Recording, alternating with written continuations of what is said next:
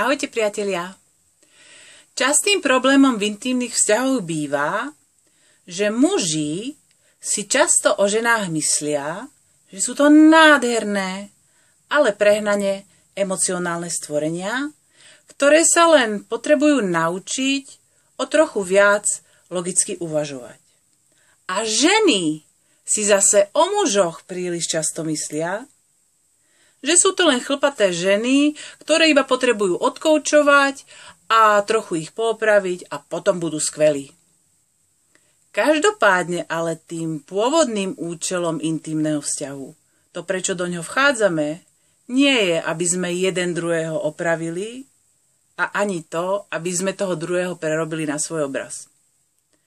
Pokiaľ vás zaujíma, ako vytvárať a udržiavať vášnivý, naplňujúci a nerozbitný vzťah, pozývam vás na môj výborný vzťahový workshop a viac informácií o tomto podujatí a o možnosti získať nižšiu cenu vstupného nájdete v texte tohto príspevku.